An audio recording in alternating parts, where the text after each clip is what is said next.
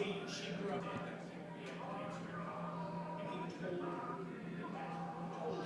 I decided to leave the neighborhood, go back to Plains, she's not a happy cat. She wrote one of her books, and I cried and I screamed and argued. That's her year.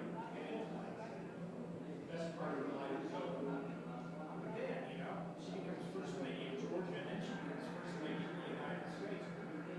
That's pretty good.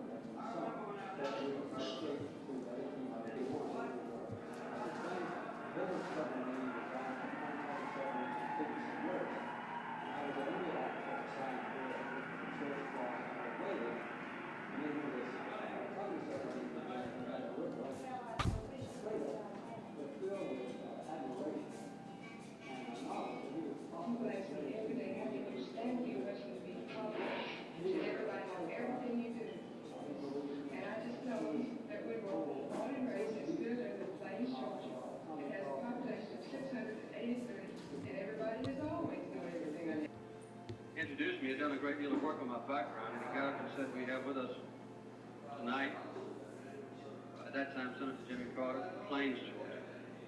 He went to Georgia Southwestern College, where he studied chemistry, received a degree in naval science, and then he said he went to Union College in Schenectady, New York, where he did his graduate work in nuclear physics, and now he said he grows peanuts for a living.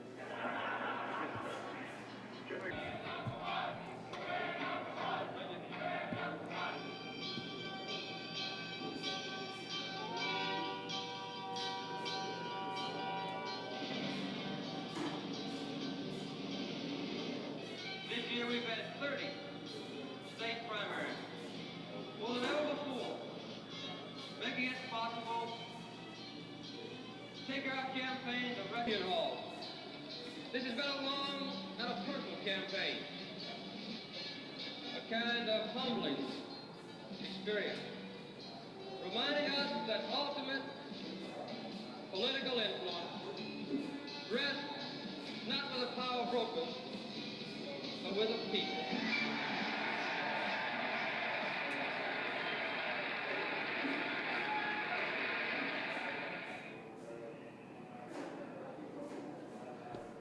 Jimmy Carter's baseball player.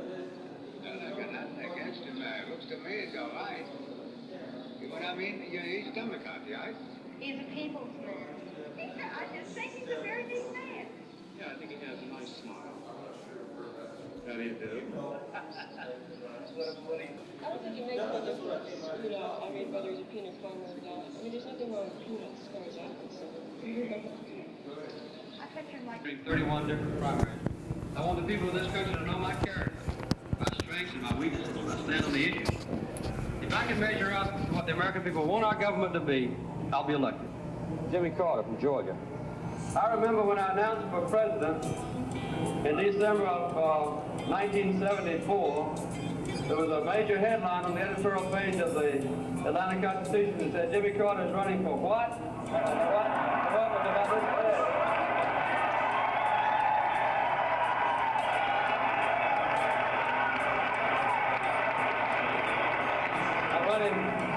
I'm running for president.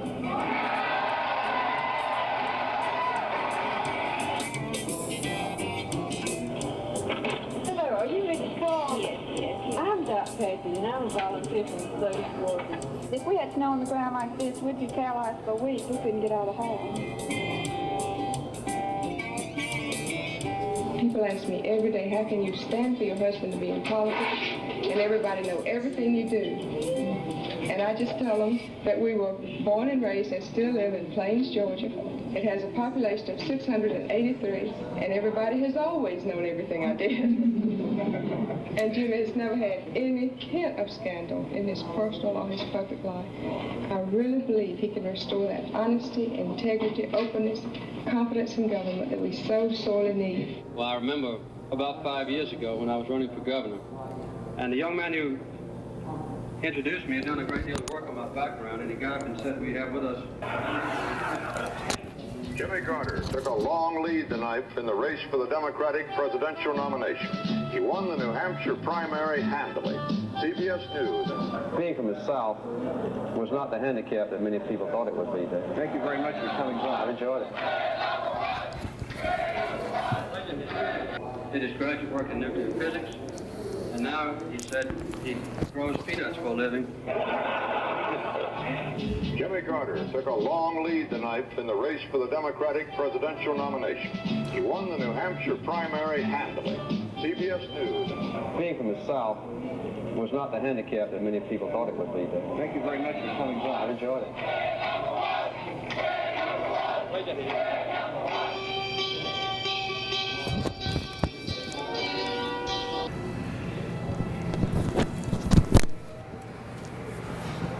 Jimmy Carter? Jimmy who? Jimmy who? I don't know who he is. Jimmy Carter's baseball player, isn't he? Well, I got nothing against him. Looks to me he's all right. You know what I mean? He's Democrat, right? he's a people's man. I just think he's a very neat man. Yeah, I think he has a nice smile. How do you do? What his bushy hair flying all around? I heard he was a peanut farmer. I don't think it makes any difference, you know, I mean, whether he's a peanut farmer or not. I mean, there's nothing wrong with peanuts as far as I'm concerned. I picture him like one of us. One of the working people, one of the common people. My children will be the sixth generation on the same land. And although I've had a good chance to get an education as an engineer and a scientist, nobody in my family before my generation ever had a chance to finish high school. We've always worked for a living. I want to be tested in the most severe possible way. I can't think of any more severe way than campaigning 250 days this year outside of Georgia, or entering 31 different primaries. I want the people of this country to know my character, my strengths and my weaknesses, my stand on the issues. If I can measure up to what the American people want our government to be, I'll be elected. Jimmy Carter from Georgia. I remember when I announced for president in December of 1974, there was a major headline on the editorial page of the Atlanta Constitution that said, Jimmy Carter is running for what?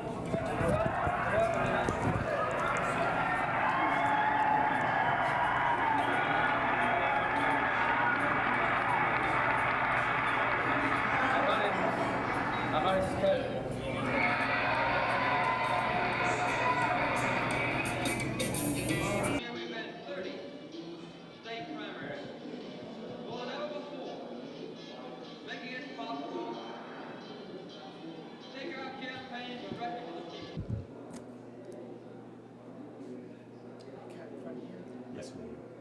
What are you filming? We are.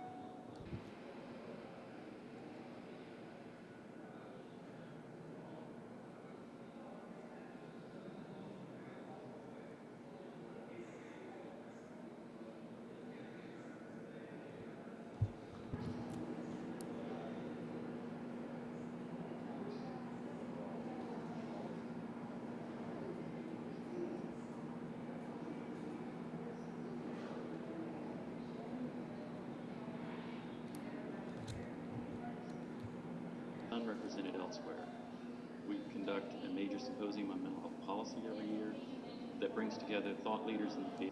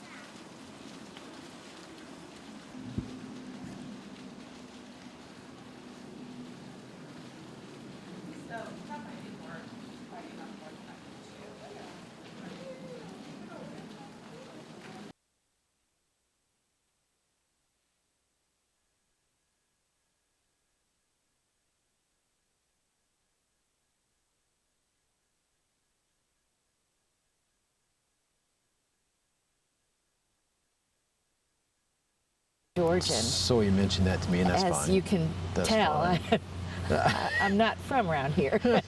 You don't have a good drawl? No. You hadn't picked that up yet? No, not yet. You didn't have a drink or need some information from a good South Georgia sheriff? Got it. It comes in handy in those situations. I understand. Yeah. Fresh air. It's just wonderful. It is. It's a beautiful day to be doing this. Perfect out here today. And Ben, I am ready when you Okay. are. Ambassador Peters, how long have you been here at the center? Just over a year, Ben. You've had such a long and distinguished career. What was exciting to you about coming to work here at the Carter Center? The Carter Center's mission really is what drew me, and particularly, and don't take this the wrong way, one of the mission principles is that because we work in difficult places with people at the end of the road, more or less, failure is an option. And I saw that on the website of the Carter Center after I had been invited to compete for this job. I was on the fence because I had a great job.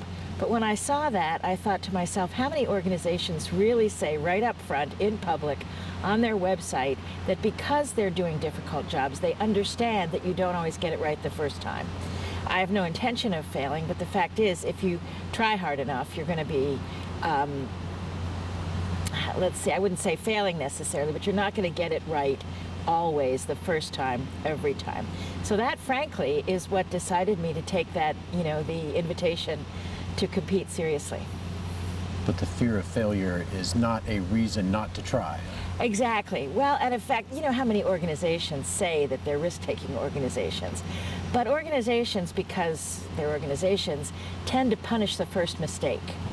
And I think that acknowledging that, we learn from our mistakes. We learn much more enduringly from our mistakes than our successes, I think. So that, it just drew me. It was just, I don't know why, but that acknowledgement drew me. And of course, we are working in areas that where others don't work. And that's the other definition of the Carter Center that appealed to me. What is the mission? What is the purpose of this center? We have a very cool motto: waging peace, fighting disease, building hope. But the core meaning is really peace and human rights, because health is viewed by President Carter, and of course by the Carter Center as well, as a human right, as part of the understanding of the basic dignity of the human being and the rights of the individual. So alleviating suffering is what President and Mrs. Carter set out to do.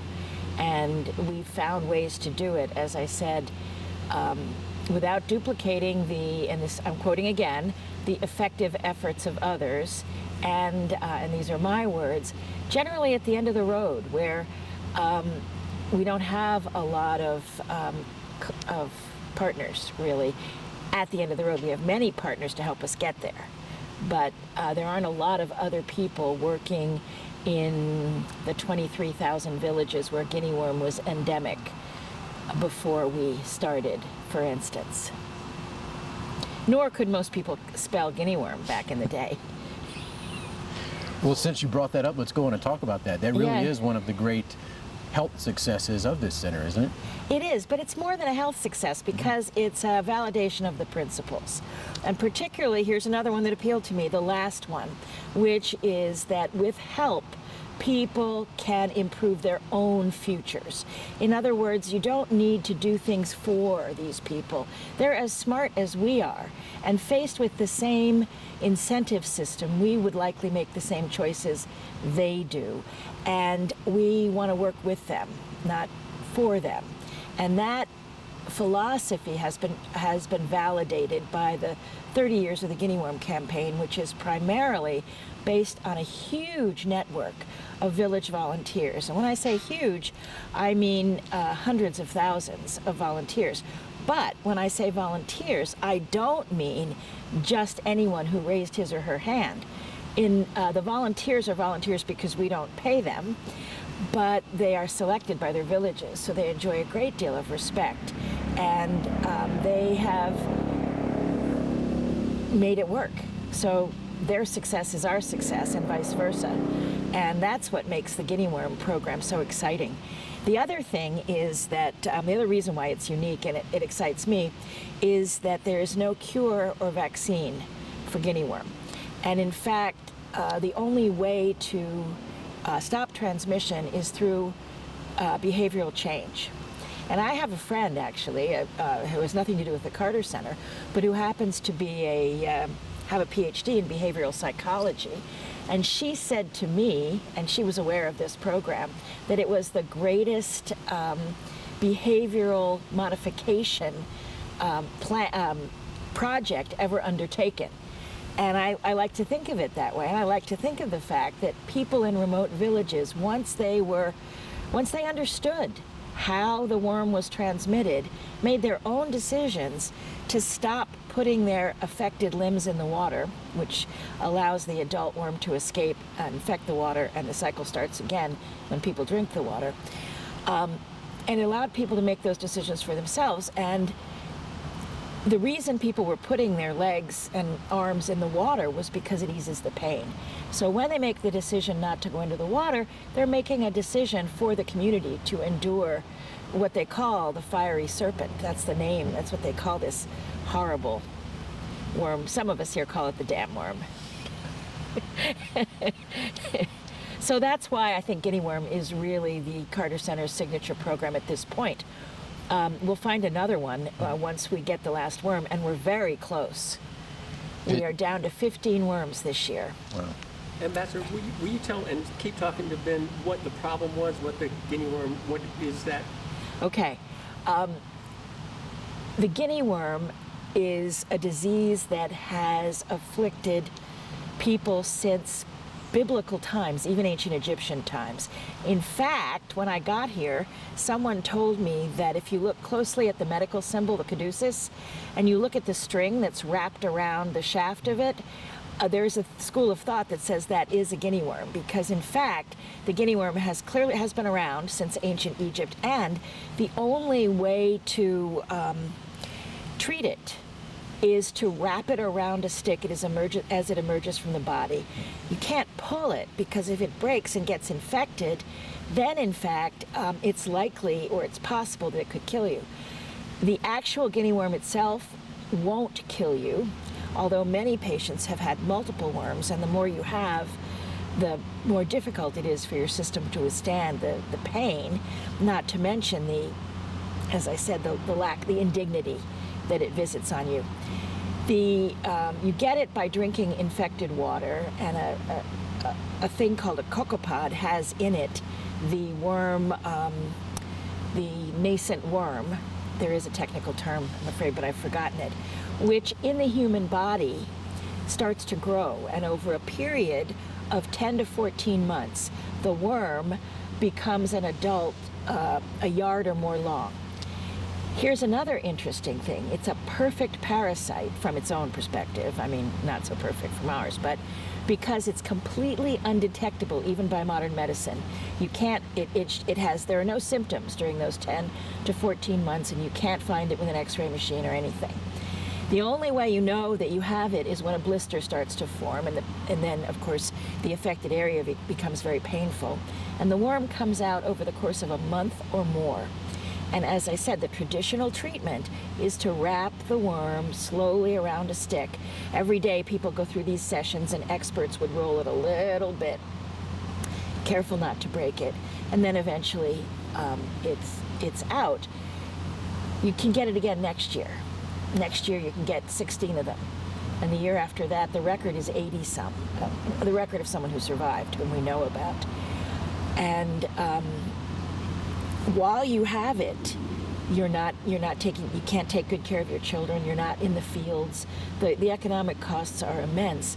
And if, for instance, the worm emerges from a young child, from a knee or from some part of the body that's still developing, the child can be crippled.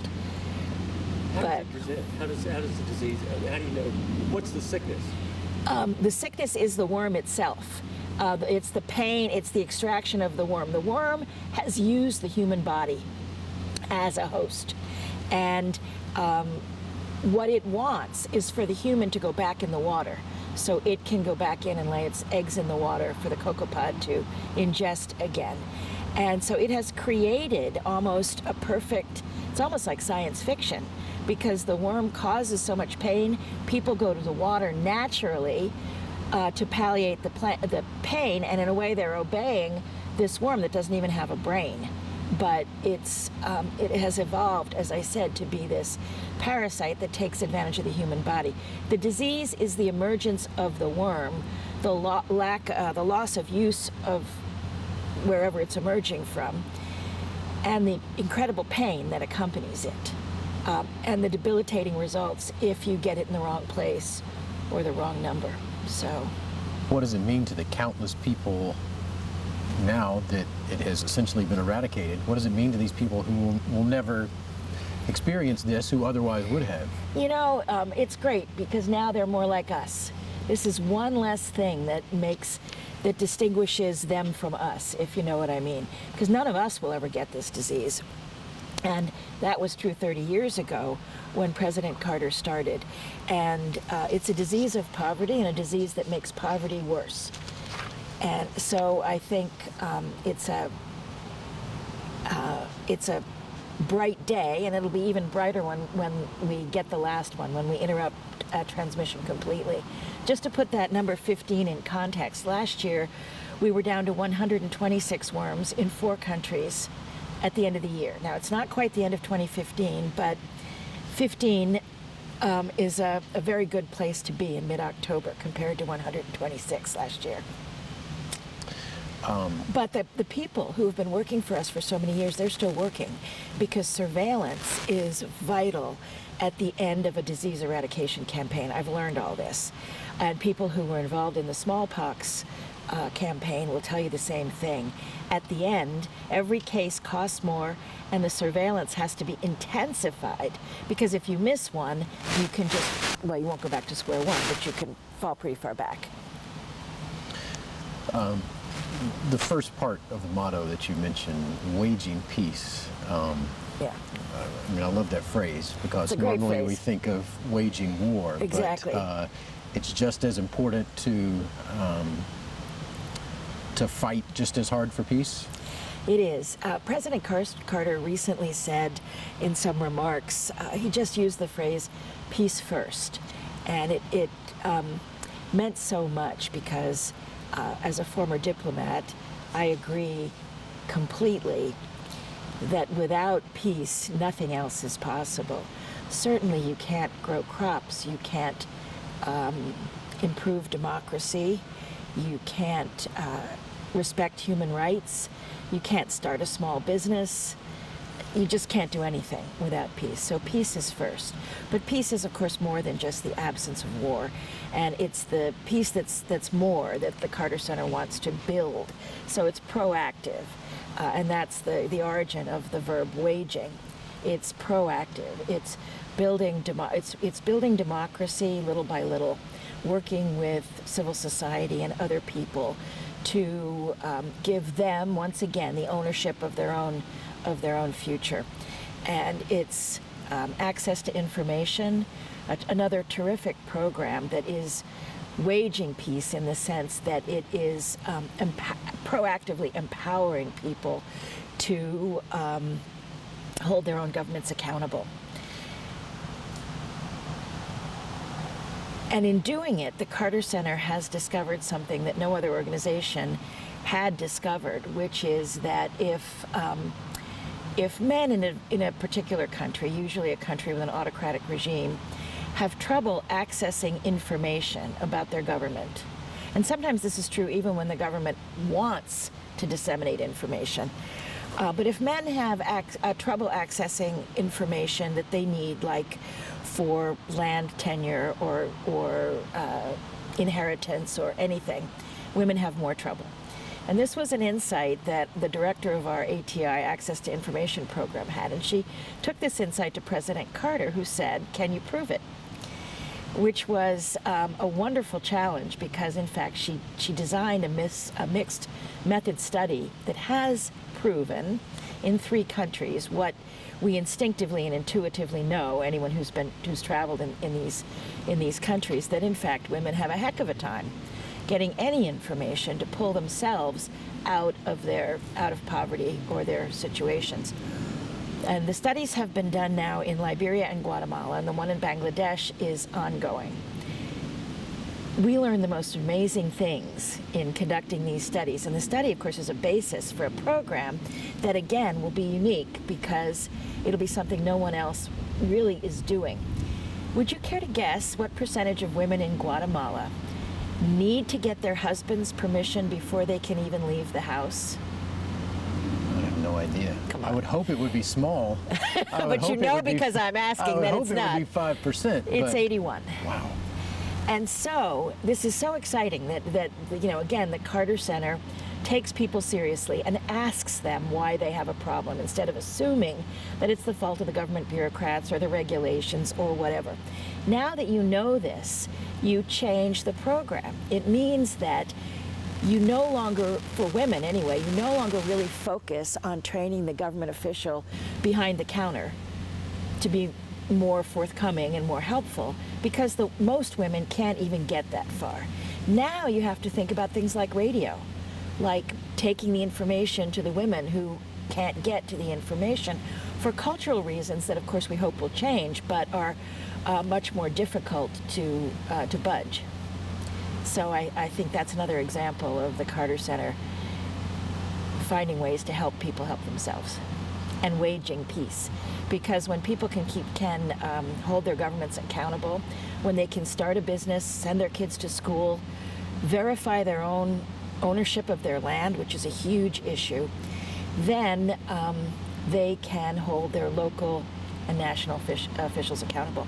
Those, by the way, are the 3 things that women tend to want when they seek information, is information about education, starting a small business, and land ownership. In how many countries is the Carter Center working, or has the Carter Center worked over the years? Over the years, we've worked in 80 countries, and at any given time, we're in about 40. So that's about the number we're in now. How important has election monitoring been over the years to the center? Well, it was huge. It has been huge. And some of the very best Carter Center stories stem from President Carter's early days as the premier international election monitor, calling Noriega a thief, having to flee, I think it was Togo, in the middle of the night, literally, because he called the election. He called it as he saw it, as we saw it, and basically accused the government of stealing the election, and said that they had not won fair and square and shouldn't take office. And while they usually did in the short term, over time, this really took hold. I mean, the fact that people knew that the election was fraudulent, and that a respected outsider had said as much, put pressure on for the next election or the one after that. And I think we see a number of countries, and Panama is an excellent example, although the U.S. did reach in and pluck Noriega out. But Panama is a good example. Guyana is a good example. There are many. Nicaragua is a good example of countries where the Carter Center and President Carter, especially in the early days when it was when there were fewer democracies in Latin America, played a key role. He said he was never in so much danger after leaving the presidency than he was in Guyana in the early 90s during an election monitoring mission there, when he was inside a building trying to get a hold of some information, and a mob formed, and the government did not send any help. And he had to call Washington to the first President Bush, who then called the government and said, get some help there. But the mob was threatening to burn the building. So he's had some amazing adventures in the cause of democracy. But based on his view that when people take these things into their own hands, when they vote and when they're given the ammunition to hold their officials accountable, they can improve their systems. And in fact, the evidence is there. More and more, we're seeing citizens of the country where the election is being held taking greater responsibility, which is terrific. We and other organizations have helped train these groups. So that's another example. It's a trend, and so there are still many elections where international observers are necessary. We're going to be in Myanmar in November, a seminal election, the first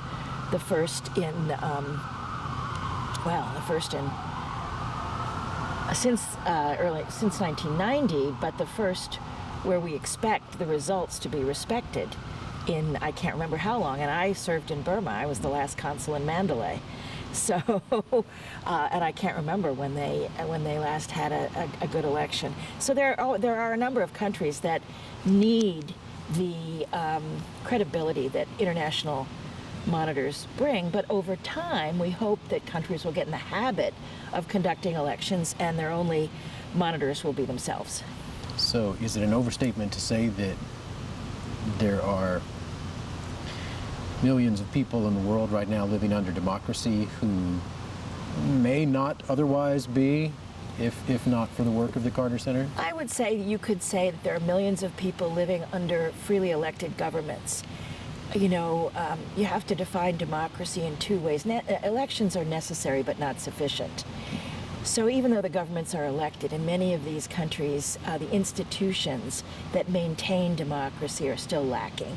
And the social trust that's the glue of democracy, they call it social capital, may still be lacking. So I wouldn't necessarily call all the countries I've mentioned full democracies yet. But some certainly are living in democracies because of the Carter Center. And many are living in a transition phase, which we might call under freely elected governments. Does the center and its work truly represent the character and the values of Jimmy Carter? I think so, and that's because of those principles that I keep quoting. And they are different from other organizations, especially the one about not duplicating the effective efforts of others, the one about failure that I mentioned earlier, and the dignity of the people at the end of the road, working with people and not for them. And, you know, working for the poor is great, but this is what distinguishes the Carter Center. President Carter has done so much. He's been out and about in so many villages. He's met so many people, and even his Habitat experience building houses, which is, you know, a separate organization, but building houses side by side with people overseas has given him this deep respect for people around the world, regardless of their circumstances. And I think that does make us unique in some ways. I'd also say we're unique in terms of our persistence. Guinea Worm has been a 30-year program, and often I think you'll find that a big problem with international aid or development assistance is that the projected time span of the solution never matches that of the problem. I mean, here we have a disease that's been afflicting people for millennia, and 30 years is actually a rather short period in which to resolve it. But because of pressure to show immediate results and so on, very few projects and programs can last that long. And the Carter Center, because of President Carter, is able to be extremely persistent, which is a quality I know we'll maintain going forward. This is much more than just an organization that has his name on it, isn't it? I mean, yes. How does the organization have his stamp on it? Well, it has a little to do with what I just talked about, the mission, because when we think about what the Carter Center is going to do or not do, is this a good program, is this a good idea, we can use the mission principles as a template and say, you know, is this where the Carter Center belongs? We need to be able to answer the question, why do we do what we do, where we do it? Excuse me for a second. Do you? Can I have some water, Sawyer? Sorry, I'll college in Newport, Rhode Island. And that's why I think I remember where we were about what makes the Carter Center and how we know. So the first thing is the principles, which we can use as a template to ask ourselves, why are we doing this here and now? Why do we do what we do, where we do it? The second is President Carter's involvement. You know, he continues to be here and to interact, often in writing, but often in person as well, with the staff. We had a meeting that we call the Fellows and Directors meeting last week during what we call the work week, which is the 1 week each month when President and Mrs. Carter are in town. And during this meeting, some of the project directors, as many as we can fit in between 9 and noon, which in this case was 6, present their projects, what they're working on, and what's new, what the question, not so much what the questions are, but just what we're doing and what the issues are. And President Carter often makes comments that, you know, remind people of why we're doing what we're doing and how to keep our eye on the ball. Another principle is that the Carter Center is basically action-oriented. We're not primarily a think tank. We're not actually a think tank in any way, although I would never want to be quoted as saying that we don't think. But it's an action-oriented organization. And so basically in these meetings or in commenting on a report about someone's trip in connection with a project, President Carter might say something about, you know, what are we actually doing, or are we focused on the goal, or so he can exercise make some gentle reminders. But I think by this time, I know by this time, these principles and the ability to say, is this something that fits with the Carter Center mission and its ethos, with the DNA that are inherited from President and Mrs. Carter, I think that is something that most of our staff members themselves can do. The senior ones have been here for many years themselves, and basically don't need to be. They can pretty much guess what President Carter's view is going to be on something, and so they design the program to fit with that view. I know President Carter has many times over the years expressed his disappointment about losing the second presidential election. Yes. However, in the same breath, he will normally mention the excitement of getting the Carter Center off the ground. Right. How important is the center, its work, its legacy to him? Well, he has said that it was worth the loss of the second term. He's a great man, and I believe him when he says that. For most of us, it would be tough to make that trade-off. Not that it was in his choice, but it would be tough to come to that conclusion. But I think President Carter has come to that conclusion because of the sheer number of people whose lives we've touched. You talked earlier about the millions of people who live under democracy or under at least an elected government, thanks to President Carter's pioneering in election monitoring. But on the health side, we will touch, and in this case I mean literally, like with fingers, about 200 million people, maybe more this year on the health side. And I think President Carter has come to the conclusion that the sheer number of people he has been able to help through the center outweighs whatever he might have been able to do in the last 4 years in office. That's my view. Will this be a greater legacy than his time in the White House? You know, I personally was very pleased to see some articles recently that talk about the Carter presidency in fresh terms, because the almost conventional view overlooks several achievements that required almost incredible political will and strength. I'm thinking right now of the Panama Canal Treaty, which was hugely unpopular. You're too young to remember, but I remember. No, I'm not. Oh, come on. But it was hugely unpopular. And yet, of course, when you think about it, it was a piece of land that was acquired by questionable methods in an era when colonialism was accepted, but given back, or not given back, but transferred back after, by the way, a very long period during which the Panamanians had to learn how to run the canal. You know that the transition period lasted for years.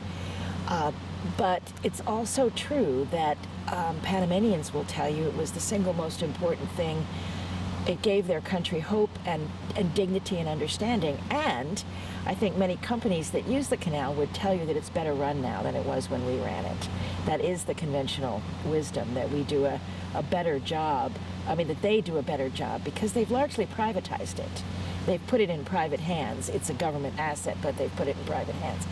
So, but, I mean, to go back to President Carter, the sheer willpower he had to use to do what he knew at the time was right, and what I think in 2015 more people recognize was the proper thing to do, is just incredible. And it's a real show of strength, you know, that he was able to do, and, you know, not only conceive of doing the right thing, but get it through the Senate. Of course, Camp David took a whole different set of skills. And I raised Panama, though, because it was a test of wills. It was like arm wrestling, 100 people, you know. So I think that historians will look more kindly on the Carter presidency than some contemporaries did in the past. I mean, most people don't know, for instance, that President Carter increased the percentage of GDP spent on defense during his period. It's just not something people know because it doesn't comport with the usual portrait. Through the center, though, has President Carter been perhaps the most active and successful former president we've ever had? Oh yeah, Ben. I mean, I really think that he has set the standard. The Carter Center, of course, if I do say so, it was a great idea because he found a way to multiply his own personal efforts. And I know you recall that when he left the White House, he said he wouldn't go on the speaking tour. He didn't want to profit personally.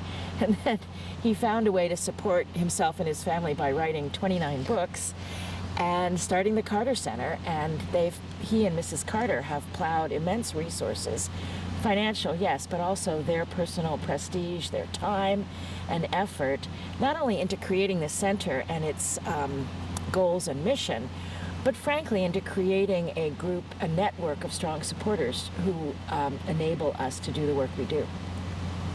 Will that work and that legacy continue on long after President Carter is gone, long after you and I are gone?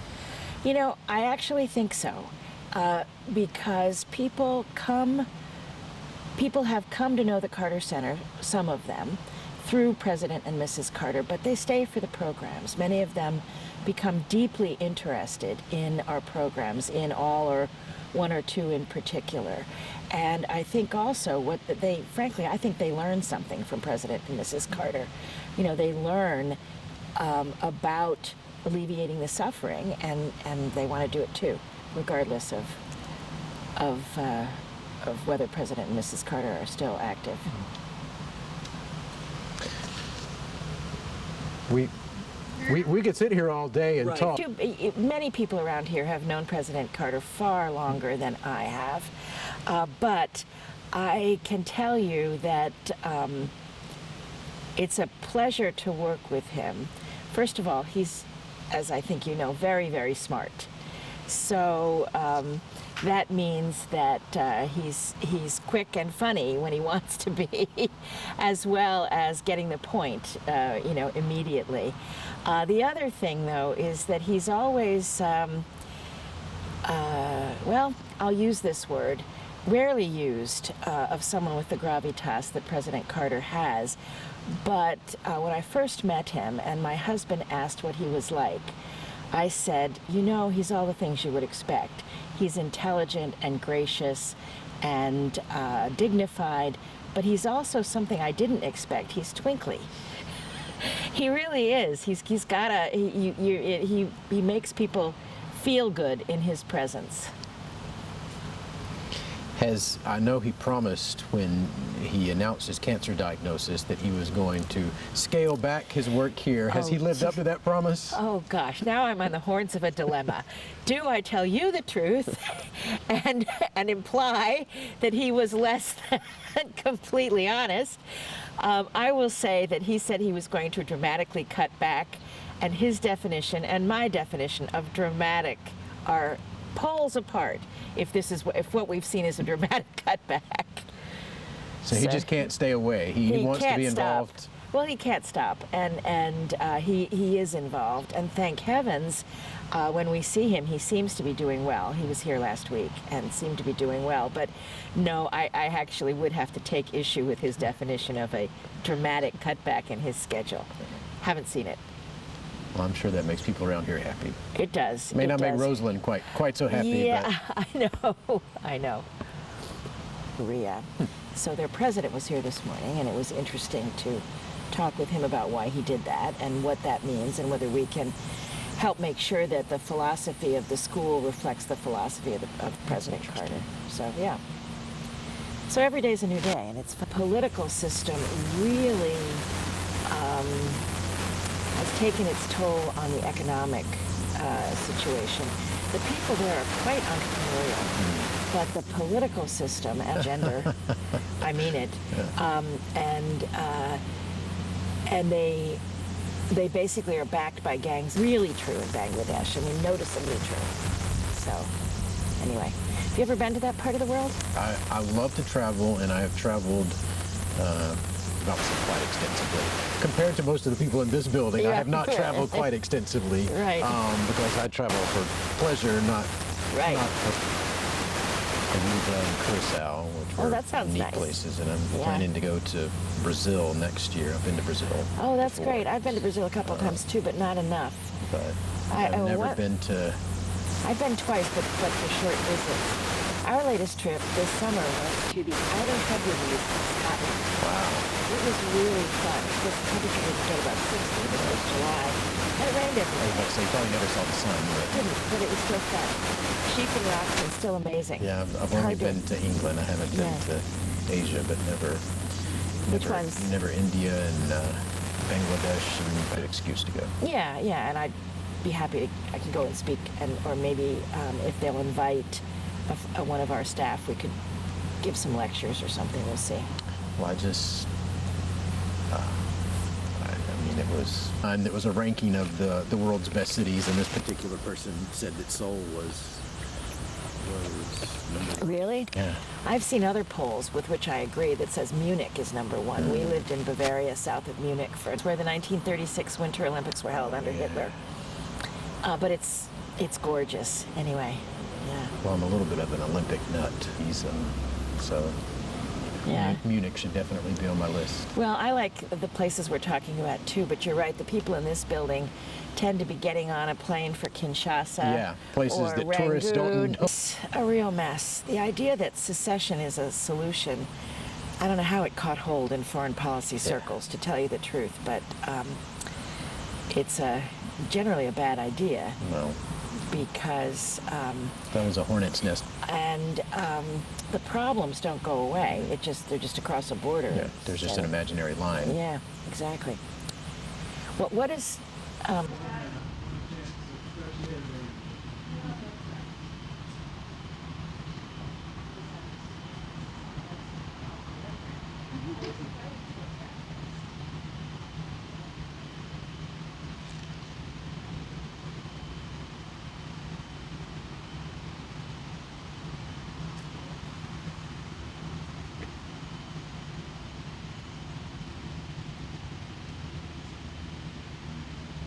bright lights blinding you. Ready? Dr. Hochman, you've been here from the very beginning, is that right? I have. I was, President Carter likes to say, the first employee of the Carter Center. Is that a badge you wear with pride? It is, yes. I started for him with the Carter Center in 1982. September 1982 is when we considered the center founded. I actually went on the payroll in August before that, but I was the first person he asked to work for him at the Carter Center. What was President Carter's mission or purpose? What did he want this place to be and accomplish? I have to say, and I think President Carter would say the same thing, that we didn't know exactly what the Carter Center would accomplish. But he knew that he wanted to continue to work on many of the issues that he had worked on as president. He had unfinished business. So he wanted to work on the Middle East, on international security and arms control, on making people feel better about their lives and be better off. Do you think that, has the center accomplished what he expected, more than he expected? The center has accomplished more than he expected. Because as we developed, we looked for things which we could do. And one major area that he always thought we'd work on to some extent was health. But it has turned out that that is our largest area of concentration. And we did not think that would be true when we started in 1982. But in terms of working for peace in the world, serving as a mediator, a conflict resolution mediator, that he did and has done. He has worked on issues of democracy. We monitor elections at the Carter Center. We've done 100 elections, and we'll soon do 101. He didn't go on every trip. In the early years of the Carter Center, he did. But as we developed and gained a reputation, we learned that we could send out other people to do the election monitoring as well as President Carter. And that's been true in other fields also, that as we expanded, as we gained our reputation, President Carter himself didn't always have to be on hand, but he was always the inspiration for everything we've done.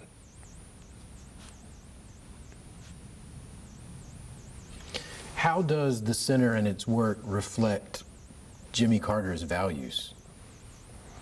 Well, President Carter believes in peace and human rights.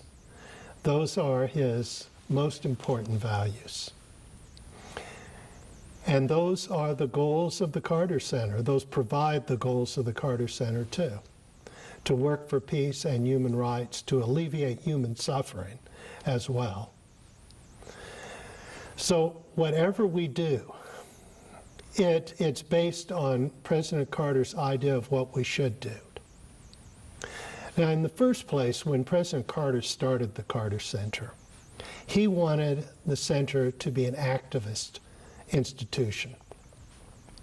We were and are associated with Emory University.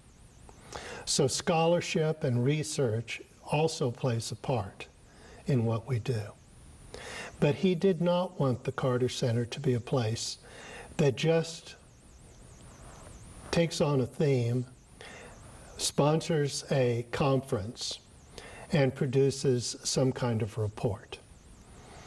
Even from the beginning, when we had a very small staff, we would have action points. We would meet and devise action that maybe the Carter Center couldn't follow, but others could. And usually these were people or governments that were involved in the project. But as we developed as a center, we became the implementers ourselves much more. So that's an important focus that President Carter gave us. Also, he believed that we shouldn't do what others are already doing well. We should fill vacuums. We should take on projects that are not being done well. Or in some cases that we have special competence in. Health area was one where we felt we had special competence because Atlanta is the site of the Centers for Disease Control. And so we had lots of people in the public health area that we could go to. And it turned out that Emory University, our associate, our partner, also developed an excellent school of public health. So this, Atlanta is now a center for public health in the world, global public health. And the Carter Center is one of the major implementers of that. The ambassador mentioned to me, I think, that this year Carter Center projects, health projects, would touch 200 million people. What does President Carter think about that? What does that kind of amazing outreach mean to him personally? President Carter is someone who believes in touching individuals, in working at the grassroots.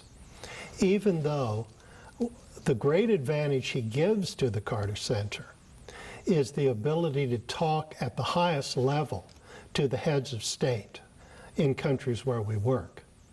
Nevertheless, our projects are not done at the highest level. They're not policy projects. They are projects that are helping individuals in health or democracy, whatever we're working in. We're at the grassroots. That's where we're working. What do you think he's most proud of that he's accomplished through the Carter Center? I think that President Carter is enormously proud of our health programs and his goal to eradicate the guinea worm disease from the earth. When that is finished, and we're very close as we speak, he will be enormously proud. But even as much as we've done, moving from 3.5 million people to this year it looks like under 100 suffering from guinea worm disease. That's an amazing accomplishment. And we also work in other neglected tropical diseases and have helped so many people. President Carter also is proud of what we've done in the peace area. The election monitoring, the missions. In many cases, we went into elections which were very questionable. In fact, we don't go into an election unless there's some need for us to go. It's already a controversial election before we go. But in some cases, in our first election that we did, which was in Panama in 1979, the election went well. But then the dictator of Panama, Noriega, General Noriega, saw that he was losing the election. And so he tried to give phony election returns, which President Carter spotted and denounced the election. So the first election we ever monitored, he denounced. But that gave us credibility. And so the next election we went to in Nicaragua, where the incumbents, the Sandinista government, also lost, President Carter was known as someone that would tell the truth about the election. And Daniel Ortega, who was the president, was wondering what to do. And President Carter went to him and said, I've been through this. I lost an election. There is a future after you lose an election. Accept this. You're young. Other things will happen. And so the Sandinistas peacefully accepted the results of the election. That was a major achievement by President Carter. And we went into numerous other elections, as I've said, 100 so far. So that's been a major achievement. President Carter has said that the Carter Center may not have been all that it has become if he had won that second election. What does it mean to him to see how successful it has been, and maybe even to be born out of the failure of that second election?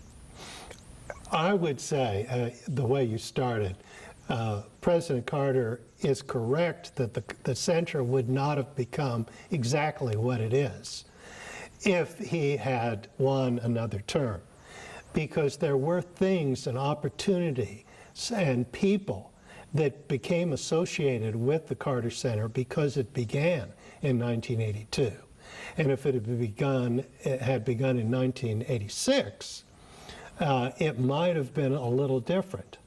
But President Carter at 91 is still an extremely active person. If he had begun in 1986, I still think he would have had a Carter Center. He would have had an institution that made a difference in the world. He always has wanted to do things. He's not someone to go back to retire and go fishing. He is someone who wants to achieve and feels an obligation to work to improve the world.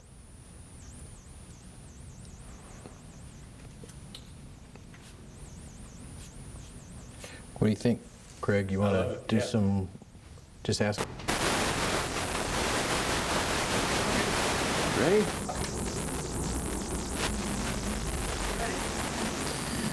Dr. Hockman, what was it like in the early days here, getting this off the ground? Well, today we're at the beautiful Carter Presidential Center, but this wasn't opened until 1986. When we were getting things off the ground, we were in temporary facilities on the Emory University campus. And it was a very, very small operation. I was the first employee. We had a secretary. We had a half-time person. But as time went on, we would start developing the center. And our first projects were what we called consultations on the Middle East, on international security and arms control, and on health. What we knew how to do in healthcare, but weren't achieving. Closing the Gap was the name of the conference. And it was not just research, it was also coming up with ideas about what could be done to advance peace in the Middle East, or what could be done to improve international security. And of course, in closing the gap, identifying things that could be improved. So it was very interesting, very exciting, but as time went on, and we moved here, this was in 1986, this opened up the doors for a larger staff. We just became a much more significant institution. But the early years from 1982 to 1986 were exciting because everything was new and we could be so creative in coming up with new ideas. How hands-on was President Carter in those early years of getting everything established? President Carter was definitely the leader of the Carter Center. Anything we did went through him. He was involved in deciding what our three projects would be. He led all three projects. Although on the last project, the health project, we brought in a remarkable person. His name is Dr. Bill Foege. And Dr. Foege had been the director of the Centers for Disease Control, the federal agency. And he was really the person who gave President Carter the ideas about what we could do in healthcare. And later on, he became the director of the Carter Center in 1986. But initially, he was director of our first project on healthcare. He's still a remarkable man, but he was one of the leaders in getting the Carter Center to be what it is today. You've known President Carter and been close with him for many years. What kind of person is he? President Carter has enormous energy. In the early years, he was actually sort of proud that he had more energy than people his son's age and even less. He's hard to keep up with. Very hard worker, very disciplined, and he has tremendous ideas about what he wants to do. Very ambitious for human rights, for peace, for the work of the Carter Center. He has good judgment too, and he listens carefully if you have a proposal.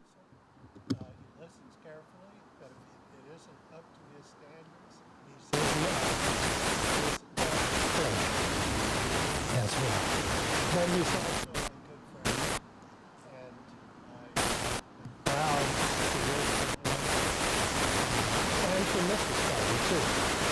All right, sir. Ready? Yeah. Dr. Hartman, you've known President Carter for many years. What kind of person is he? Well, the first thing that I'd say is that he is a man of incredible energy. This was true when I first met him, and it has been true in his 90s as well. He works harder, he does more than anybody who works for him.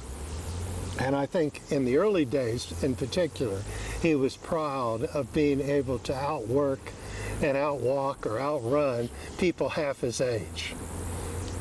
Maybe he can't do that now, but he still is remarkable on how much he puts on his schedule and does. He does this because he has so many things he wants to achieve. He's ambitious for human rights, for advancement of peace, for alleviation of suffering. And that has been one reason why the Carter Center has been so successful. But he's not ambitious for personal glory, is he? I wouldn't put it that way. He certainly has ambition for success in whatever he does. And he doesn't refuse glory. He was very proud when he won the Nobel Peace Prize, for instance, or the Presidential Medal of Freedom. Those awards meant a lot to him. But I have to say, over the years, he has turned down a lot of awards. He doesn't enjoy getting awards that much. It's the work that counts. That's the reward. The reward is the achievement of what he is able to do. President Carter also is a person that I've enjoyed working for. I'm proud that I have been able to work for many years. He is a loyal person and an excellent supervisor. Gives a great deal of freedom, but he tells you what he wants done and you need to do it.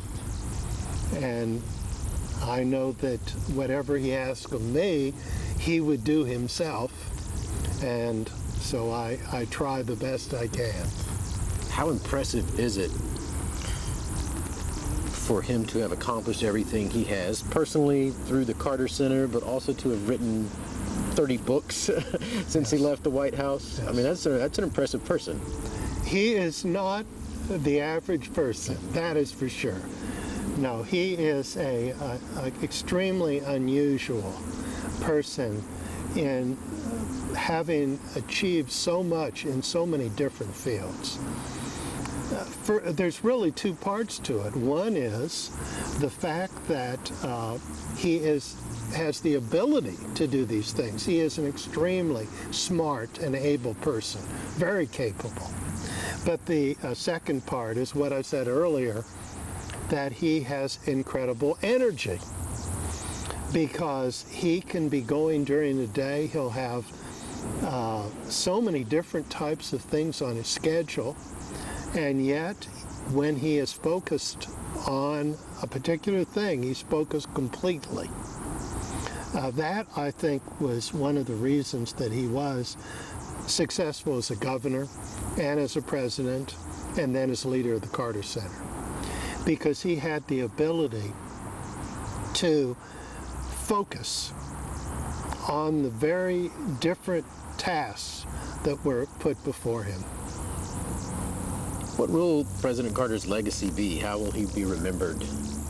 I think he will be remembered as a man and champion of peace and of human rights. Those are attributes that he started as, probably earlier, but certainly as president, and then carried on during his long post-presidency. He's worked for both, and they're connected. He sees peace as part of human rights, and he sees working for health care also as part of human rights. But I think those are the two things he's going to be remembered for. Has he been our greatest former president, do you think? I believe so. I believe that President Carter has done more as a former president than any other. Although I will say there were some other fine presidents I was a graduate student at the University of Virginia, and I'm a great admirer of Thomas Jefferson, who founded the University of Virginia. But I think that Jimmy Carter, as founder of the Carter Center, and living a very active life over many years, has done even more than Thomas Jefferson did. And that's saying a lot coming from a UVA man, right? That's right. Okay. What do you think, Craig? Anything else we need? Well, I might get you a walk since I've been over for Sunday school. I'm going to try to get over for a Sunday school lesson playing at some point soon. You should.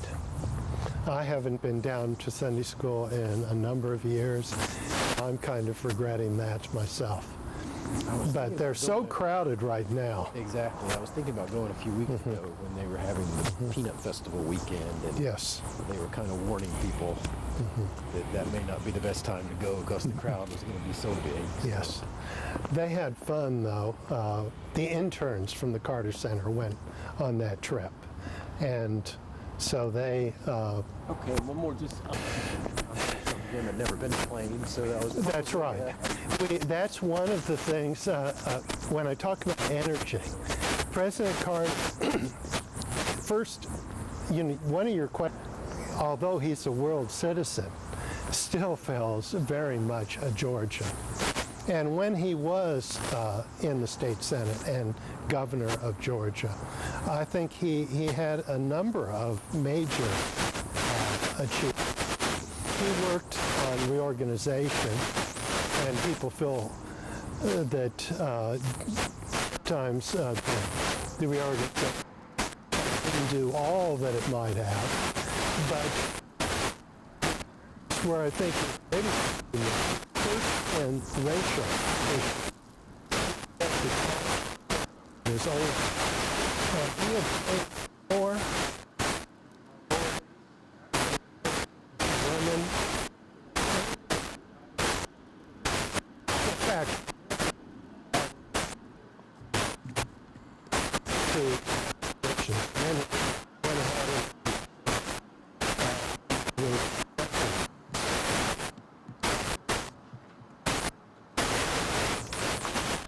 Okay, man. Dr. Hochman, how proud is President Carter to be a Georgian? He is a very proud Georgian, always has been. I didn't know him before the presidency, but he has talked a great deal about his youth and his service as governor. And I know that he is particularly proud of several things that he did as governor. One was to change the atmosphere, to help change the atmosphere about race. In his inaugural address as governor, he said the time for discrimination is over.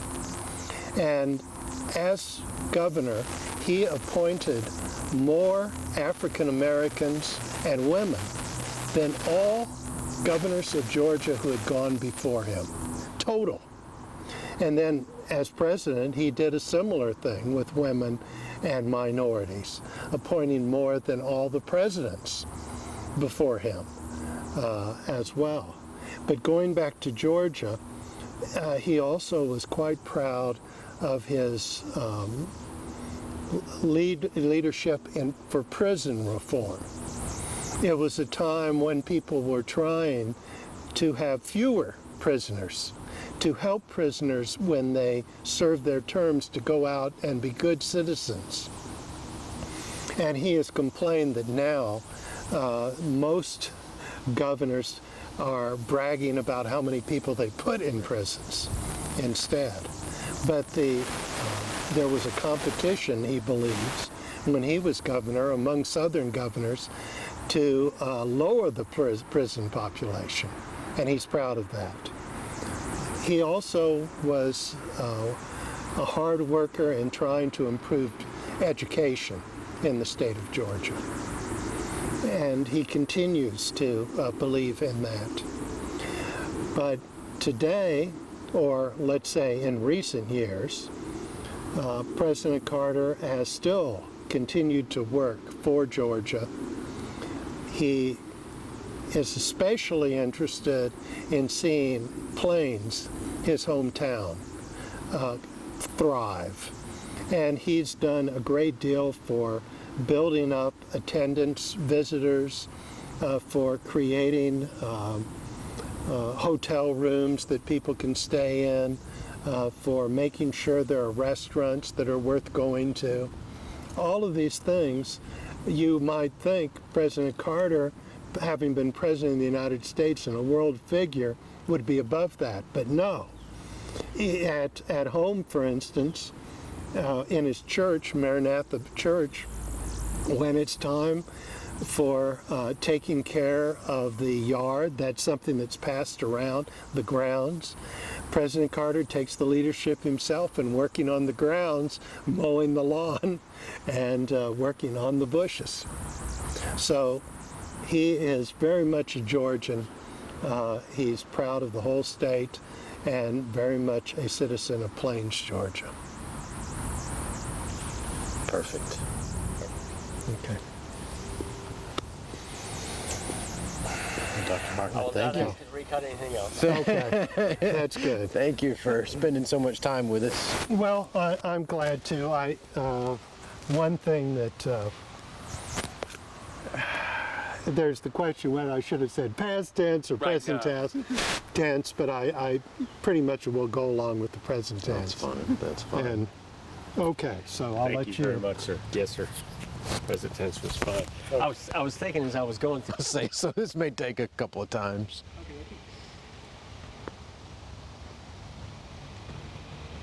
You want to count yourself down and I'll count? Yeah. Are you ready? 3, 2, 1. The 1980 president. 3, 2, 1. The 1980 presidential election was certainly a stinging loss for President Carter, but he has said many times he wouldn't trade it for the Carter Center. He's happy that he was able to start this place in 1982. Yeah. Where do you want to